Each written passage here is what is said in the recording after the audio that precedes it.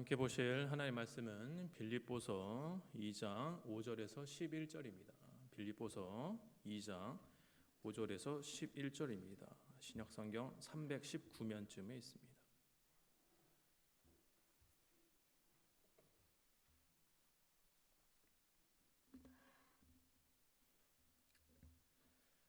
제가 읽도록 하겠습니다. 너희 안에 이 마음을 품으라. 곧 그리스도 예수의 마음이니 그는 근본 하나님의 본체시나 하나님과 동등됨을 취할 것으로 여기지 아니하시고 오히려 자기를 비워 종의 형체를 가지사 사람들과 같이 되셨고 사람의 모양으로 나타나사 자기를 낮추시고 죽기까지 복종하셨으니 곧 십자가에 죽으심이라. 이러므로 하나님이 그를 지극히 높여 모든 이름 위에 뛰어난 이름을 주사 하늘에 있는 자들과 땅에 있는 자들과 땅 아래에 있는 자들로 모든 무릎을 예수의 이름에 꿇게 하시고 모든 입으로 예수 그리스도를 주라 시인하여 하나님 아버지께 영광을 돌리게 하셨느니라. 아멘. 혹 어떤 이가 저와 여러분에게 기독교 신앙의 핵심은 무엇입니까? 라고 이렇게 질문을 한다면 여러분은 뭐라고 대답을 하실까요? 제가 시간을 5초 정도 드리겠습니다. 한번 생각해 보십시오.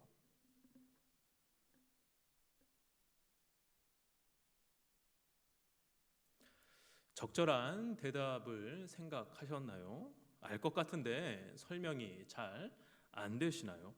기독교 신앙의 핵심은 예수 그리스도다라고 이야기를 해야 합니다. 기독교는 철저히 예수 그리스도 한 분께 매여 있고 예수 그리스도 없이는 우리가 믿는 신앙은 존재할 수가 없습니다. 그렇다면 조금 더 구체적으로 우리가 믿는 예수 그리스도는 어떤 분입니까? 기독교 신앙의 가장 핵심인 예수 그리스도는 어떤 분입니까? 라고 또 누군가가 물어본다면 여러분은 뭐라고 대답을 하실까요? 동일하게 5초의 시간을 드리겠습니다. 5초가 생각보다 좀 길죠?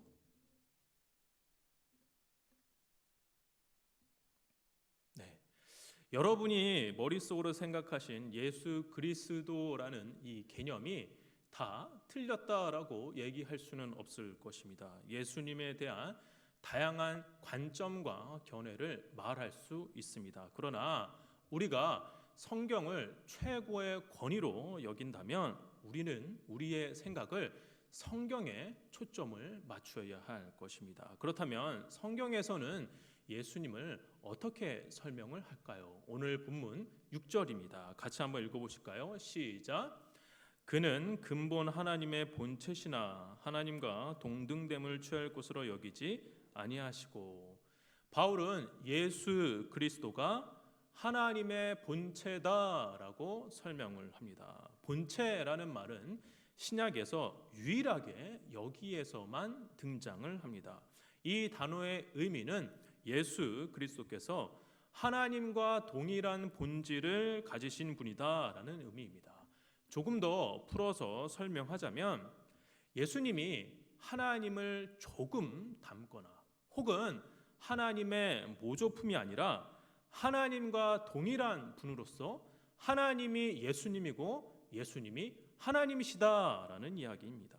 그렇다고 한다면 하나님과 동일한 본질을 가지신 예수님이 어느 날 갑자기 등장하신 것일까요? 그리고 이 땅에서 몇 년간의 사역이 예수님의 일하심의 전부일까요? 그렇지 않습니다. 전혀 그렇지 않습니다. 그분이 언제부터 계셨고 또한 무슨 일을 하고 계셨는지 우리는 성경을 통해서 알 수 있습니다. 빠르게 살펴보면 하나님과 동일한 본질을 가지신 예수님은 요한복음 17장 5절을 보시면 아버지여 창세전에 내가 아버지와 함께 가졌던 영화로서 지금도 아버지와 함께 나를 영화롭게 하옵소서. 그리스도께서는 창세전에 이미 하나님과 함께 계셨습니다. 요한복음 1장 3절을 보시면 만물이 그로 말미암아 지은 바 되었으니 지은 것이 하나도 그가 없이는 된 것이 없느니라. 만물이 예수님으로 말미암아 창조된 것입니다. 골로새서 1장 16절을 보시면 만물이 그에게서 창조되되 하늘과 땅에서 보이는 것들과 보이지 않는 것들과 혹은 왕권들이나 주권들이나 통치자들이나 권세들이나 만물이 다 그로 말미암아 그를 위하여 창조되었고 만물이 예수 그리스도를 위해서 창조된 것입니다. 히브리서 1장 3절을 보시면 이는 하나님의 영광의 광채시요 그 본체의 형상이시라 그의 능력의 말씀으로 만물을 붙드시며 죄를 정결하게 하는 일을 하시고 높은 곳에 계신 지극히 크신 이의 우편에 앉으셨느니라.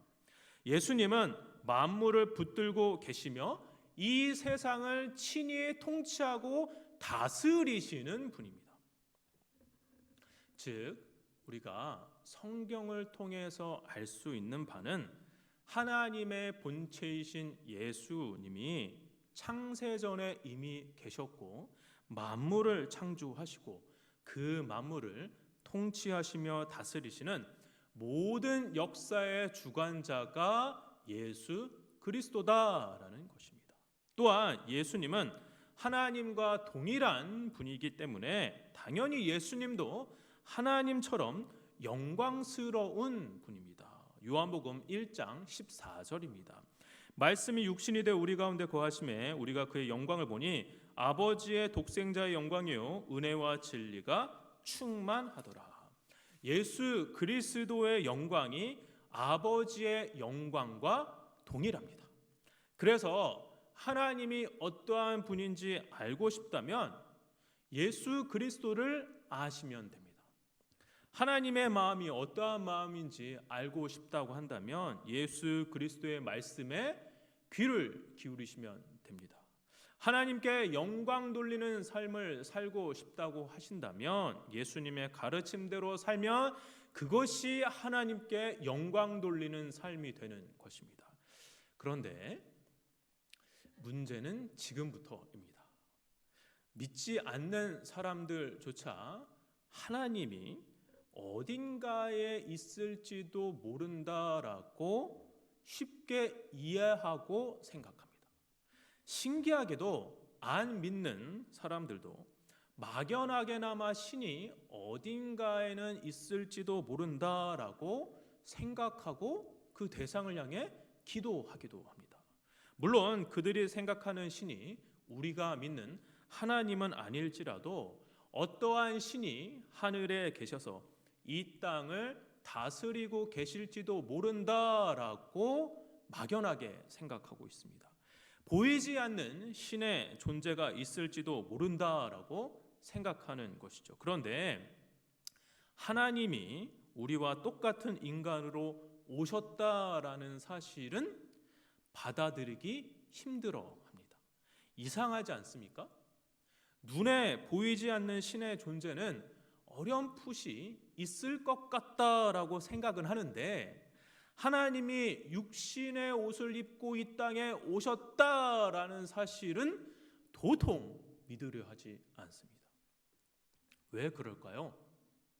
우리와 똑같은 모습으로 오셨다는 것이 분명한 역사적 사실임에도 불구하고 왜 인간은 하나님이 인간으로 오신 것을 믿지 못하는 것일까요? 여러 이유가 있겠지만 제 생각에는 예수님이 인간이 기대하는 하나님의 모습으로 오시지 않아서인 것 같습니다. 예수 그리스도가 만약 높은 곳에, 높은 자리에, 높은 위치로 오셨다고 한다면 어쩌면 인간은 그런 예수님을 쉽게 알아봤을 수도 있을 것입니다. 조금 더 믿기 편했을지도 모릅니다. 그러나 인간의 기대와 예상과는 달리 예수님은 낮은 자리, 낮은 모습, 낮은 위치로 오셨습니다. 그리고 낮은 곳에서 낮은 사람들과 함께 하셨습니다. 예수님은 철저히 낮은 모습으로 살아가셨던 것입니다.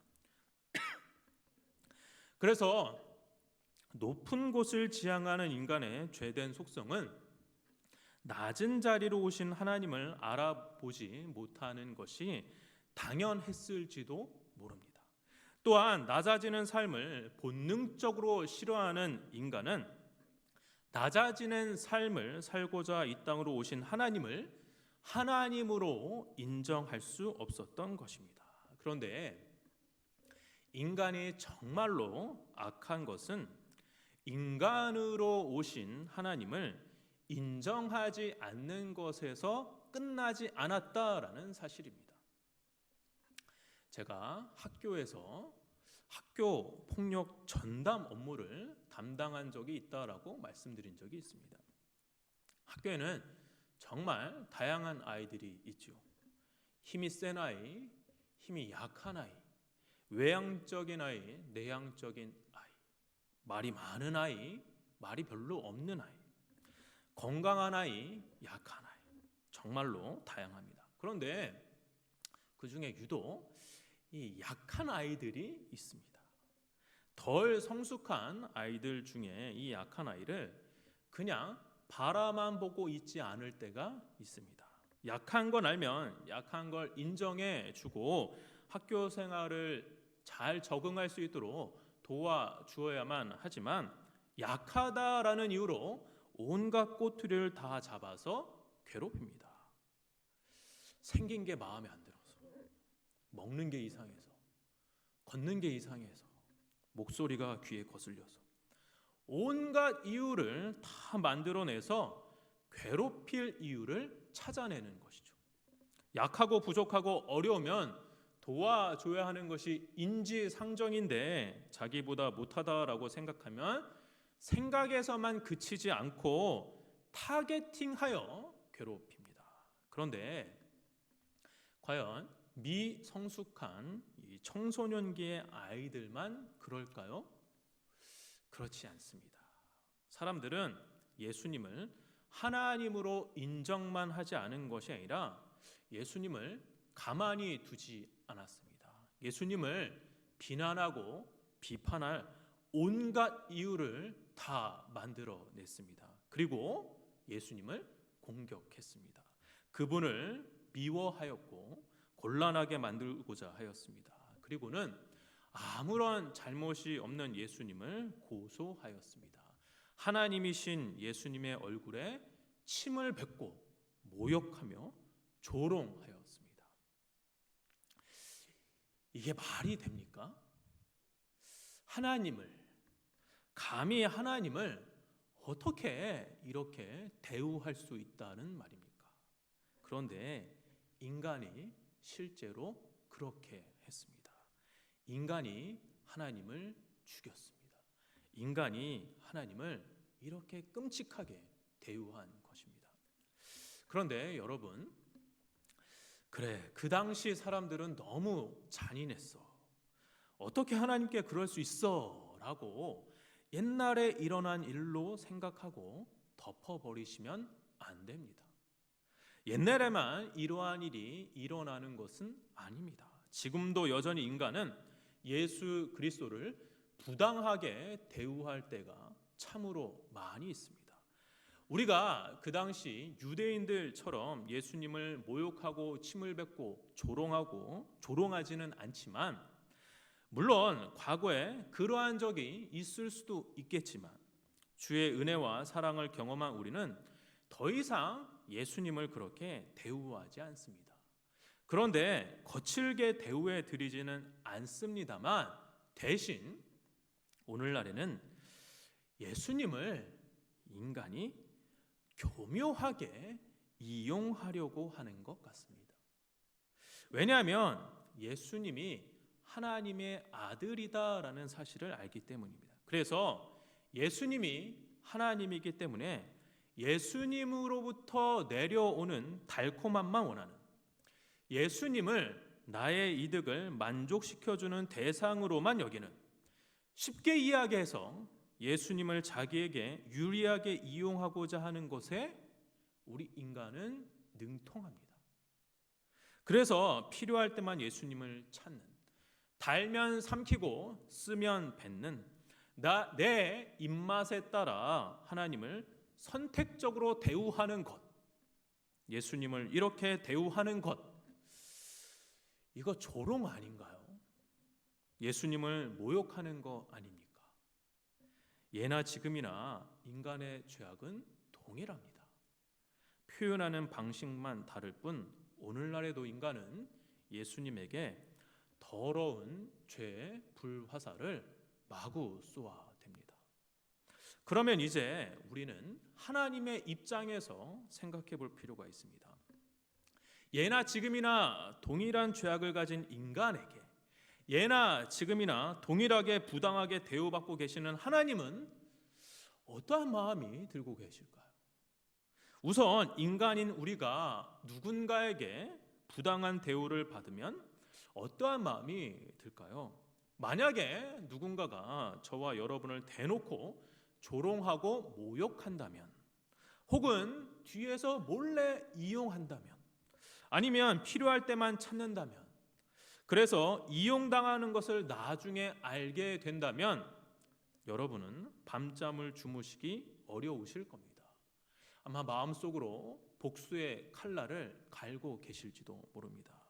그가 안 좋은 일을 당해서 그 모습을 보고 고소함을 느끼고 싶어 하실 수도 있습니다. 그런데 하나님은 어떻게 하셨을까요? 복수의 칼을 갈고 처참한 복수국을 펼치셨을까요? 그래서 꼴도 보기 싫은 인간들을 영원한 형벌을 받도록 하셨을까요? 가능성이 없다고 생각하셔서 그러한 인간들을 포기하셨을까요? 그냥 죄를 짓고 살도록 방관하셔서 죽은 이후에 영원한 형벌을 다 받게끔 하셨을까요? 다 아닙니다. 인간이라면 그렇게 하고 싶은 마음이 있겠으나 하나님은 그렇게 하지 않으셨습니다. 하나님은 이렇게 하셨습니다. 요한복음 3장 16절입니다. 지난주 암송 구절이죠. 다 같이 한번 외워보도록 하겠습니다. 시작. 독생자를 주셨으니 이는 그를 믿는 자마다 멸망하지 않고 영생을 얻게 하려 하심이라. 무슨 내용입니까? 말도 안 되지만 그러한 인간을 사랑하신다라는 이야기입니다. 품으신다라는 이야기입니다. 반역한 인간을, 하나님을 이용만 하는 인간을 사랑하셔서 우리에게 하나님의 아들인 예수 그리스도를 보내주신다라는 것입니다. 어떻게 이럴 수가 있습니까? 어떻게 이런 게 가능할까요? 가능하지 않은 일을 하나님께서 하신 것입니다. 영벌을 내려도 시원치 않은 인간에게 어떻게 이렇게 사랑의 감정을 품으시고 회복의 길을 마련하시는 것일까요? 저는 솔직히 이야기해서 이게 잘 이해가 되지 않습니다. 도저히 이해가 되지 않는데 이것보다 더 이해가 되지 않는 일을 하나님께서 하십니다. 가시고기라는 책을 읽어보셨을까요? 제가 20살 무렵쯤에 이 책이 굉장히 유행했던 기억이 있습니다. 그래서 아직도 기억이 나는데 인천 부평에 이 부평문고라는 곳에 쭈그리고 앉아서 그 책을 읽으면서 이 닭똥 같은 눈물을 흘리면서 읽었던 기억이 있습니다. 그 책의 내용은 이러합니다. 이 책의 주인공은 아버지 정호연과 아들 정다움입니다. 다움이 아빠는 다움이가 6살 때 엄마와 이혼을 한 후 홀로 아들을 키우고 있습니다. 다움이 엄마는 이혼 후 아들을 버리다시피 하고 프랑스로 유학을 떠납니다. 안타깝게도 다움이는 백혈병에 걸려 투병 중이었는데 아빠는 한물간 시인이어서 수입이 불안정하고 IMF 사태로 그나마 있던 일자리도 잃어버려서 비싼 병원비를 감당하지 못하고 있었습니다. 다움이가 회복될 수 있는 유일한 방법은 골수 이식인데 다행히 적합한 골수를 찾게 되었습니다. 하지만 수술비가 없어서 아빠는 자신의 신장을 팔아서 병원비를 마련하기 위해 불법 장기 매매까지 손을 대게 됩니다. 장기 매매를 하기 위해서 건강검진을 하였는데 건강검진을 하는 과정에서 다음이 아빠는 간암 말기라라는 충격적인 사실을 알게 됩니다. 암이 온몸에 전이가 되어서 신장 이식이 불가능했습니다. 결국 다음이 아빠는 신장을 팔 수 없게 되자 대신 각막을 팔기로 결심합니다. 한쪽 눈이 희생이 되면 다른 쪽도 눈을 잃게 될 수도 있었지만 다오미 아빠는 아들을 살리기 위해 모든 것을 다 내어주려고 합니다. 다행히 골수 이식은 성공했지만 다오미 아빠의 상태는 시한부 인생이 되었습니다. 다오미 아빠는 죽기 전에 다오미를 프랑스로 이주한 전처에게 맡기기로 했습니다. 다오미는 아빠를 떠나지 않으려 했으나 되려 다오미 아빠는 다옴에게 독소를 내뱉습니다. 가라. 그렇게 네 엄마가 좋고 프랑스가 좋다면 가라. 20살이 될 때까지 한국에 돌아올 생각하지 마라. 다오미 아빠는 다오미를 떠나보내기 싫었지만 눈앞에서 자신이 죽으면 다오미도 주저앉아 버릴 것을 알고 있었기에 마음을 독하게 먹고 아들에게 독소를 내뱉은 것입니다. 그렇게 사랑하는 아들을 살리기 위해 아빠는 자신의 것을 다 내어주고 아들도 떠나보내고 아들을 그리워하다가 이 말을 하고 숨을 거둡니다. 다오미한테 교회에 나가겠다고 약속해놓고 한 번도 가지 못했어.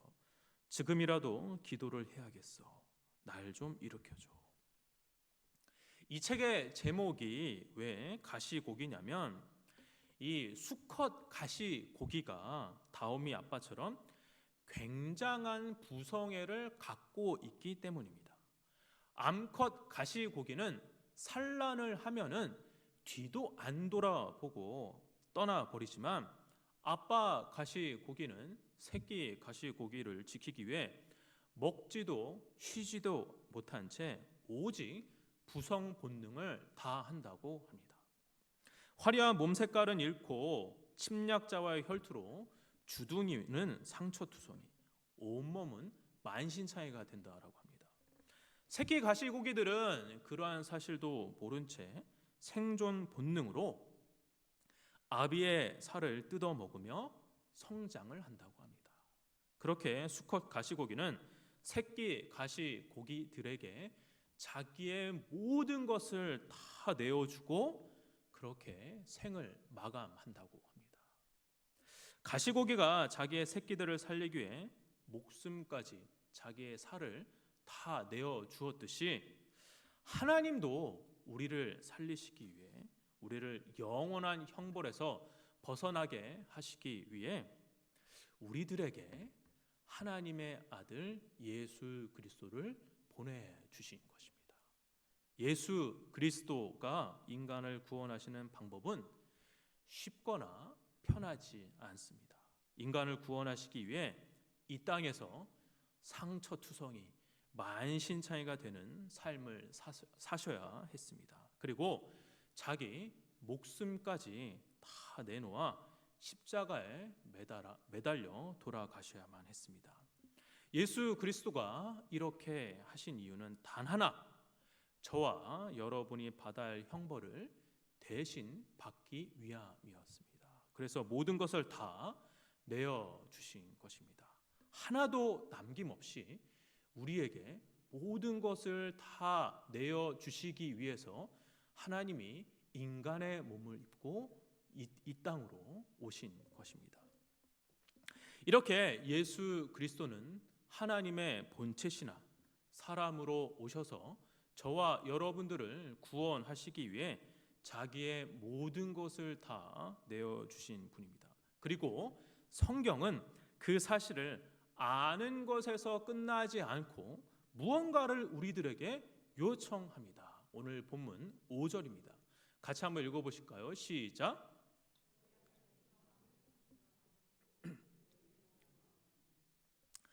성경은 저와 여러분들에게 예수의 마음을 품으라라고 말씀하십니다. 그렇다면 우리가 품어야 하는 예수의 마음은 무엇입니까? 인간으로 오신 예수 그리스도를 바라보면서 우리는 어떠한 마음을 품어야 하는 것입니까? 여러 가지 말할 수 있겠으나 딱 한 가지만을 이야기하라고 한다면 저는 이렇게 말하고 싶습니다. 바로 포기라고 생각합니다. 포기. 왜냐하면 예수님이 포기하는 삶을 사셨기 때문입니다. 포기하셨기에 낮아지셨고 포기하셨기에 마땅히 받아야 할 영광도 내려놓으셨습니다. 포기하셨기에 십자가의 고난을 다 받아내신 것입니다. 그렇게 예수님은 이 땅에서 많은 것들을 포기하는 삶을 보여주시고자 인간으로 오신 것입니다. 그러면 이제 이 개념을 예수님에게만 한정해서 생각해서는 안 될 것입니다. 이제 이 문제를 저와 여러분들에게 적용해야만 합니다. 예수 그리스도가 포기하는 삶을 사셨는데 그렇다면 예수를 따르는 저와 여러분들은 혹시 무엇을 포기하셨을까요? 단순히 어렵고 힘들고 게을러서 포기한 거 말고 예수님 때문에 여러분이 생각하는 가장 귀한 것을 포기하신 적이 있으실까요? 예수 그리스도 때문에 여러분이 사랑하는 그 무엇을 자발적으로 내놓으신 적이 있으실까요? 하나님은 저와 여러분들에게 어떠한 것을 포기하기를 원하실까요? 여러분이 생각할 때 무엇을 포기해야 할까요? 제 생각에는 여러분의 삶 속에서 포기해야 할 것은 아마 주님보다 더 사랑하는 것을 포기해야 할 가능성이 매우 높다라고 생각합니다. 여러분이 가장 귀하게 생각하는 그것을 포기해야 할 가능성이 매우 높다라고 생각합니다. 이거 아니면 정말 안 된다라고 생각했던 그것을 포기해야 할 가능성이 매우 높다라고 저는 생각합니다. 여러분 삶 속에서 포기할 수 없는 것들, 이런 것들, 이 포기하기가 쉽나요?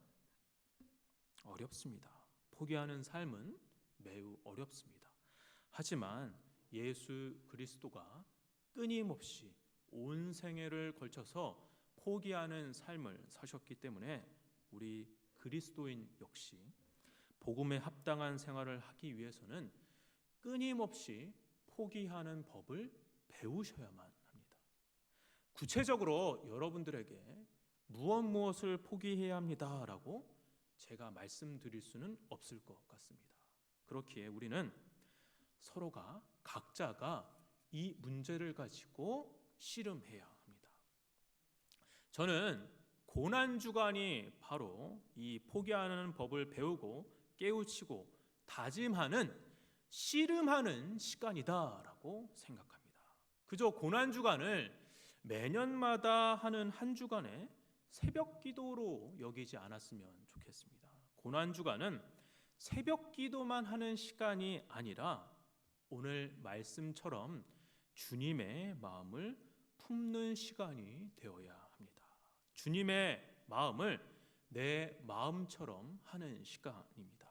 주님이 자기 모든 것을 내려놓는 포기하는 삶을 사셨다고 한다면 우리도 포기하는 삶을 사는 것에 동참해야 하는 시간이 바로 이 고난주간인 것이죠. 여러분이 예수님의 고난에 참여하기를 원하신다면 그가 포기하신 삶을 사신 것처럼 여러분도 여러분의 삶에 있어서 포기해야 할 것들을 생각하셔야 합니다. 그리고 도저히 포기가 안 되는 것들을 주님의 마음을 닮아 포기하는 마음을 허락해달라고 기도하셔야만 합니다. 주님보다 더 사랑하는 것들을 과감히 포기하고 주님만 남게 해달라고 기도해야 하는 시간인 것입니다. 그런데 포기하라고 하면, 이렇게 포기하라고 하면 사실 잘 아멘 소리가 잘 안 나와요. 포기하라고 하면 아멘 소리가 잘 안 나옵니다. 아마 여러분 마음 깊은 곳에 방어 기제가 있기 때문일 것입니다. 포기하기 싫을 겁니다. 포기하라는 제 말이 아마 불편하게 여겨지실 거예요. 하지만 포기하는 삶을 살 때 하나님께서 놀랍게 역사하십니다. 오늘 본문 10절과 11절입니다. 같이 읽어보실까요? 시작. 자들과 땅에 있는 자들과 땅에 있는 자들로 모든 무릎을 예수의 이름에 꿇게 하시고 모든 입으로 예수 그리스도를 주라 시인하여 하나님 아버지께 영광을 돌리게 하셨느니라. 예수 그리스도가 모든 것을 포기하고 모든 것을 내려놓고 하나님의 뜻대로 살고자 하니 오히려 모든 만물들이 예수님께 무릎을 꿇게 하시고 주로 시인하게 하신다라고 말씀하십니다. 여러분, 이것이 믿음의 원리입니다. 포기하고 내려놓았는데 오히려 하나님께서 더 크게 사용하시는 것이죠. 이러한 원리를 잘 표현한 찬양이 한 구절 있습니다. 요즘 제가 제일 좋아하는 찬양인데 이런 가사가 있습니다. 그가 이 땅에 오신 이후 죽어야 살게 되고 져야만 승리하는 놀랍고도 영원한 신비. 인간으로 오신 하나님이 죽어야 살게 되고 져야만 승리하는 것을 우리에게 가르쳐 주셨습니다.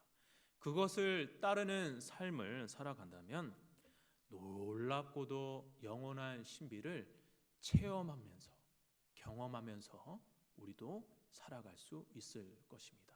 말씀을 정리하도록 하겠습니다. 하나님의 본체이신 예수님이 인간의 몸으로 오셨습니다. 인간의 몸으로 오셔서 포기하는 삶을 사셨습니다.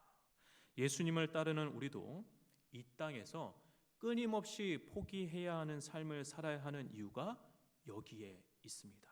고난주간 특별 새벽 기도 때문에 힘겨운 한 주를 보내고 계실 텐데 부디 이 시간 여러분이 붙잡고 있는 것을 과감히 포기하실 수 있는 시간이 되기를 바랍니다.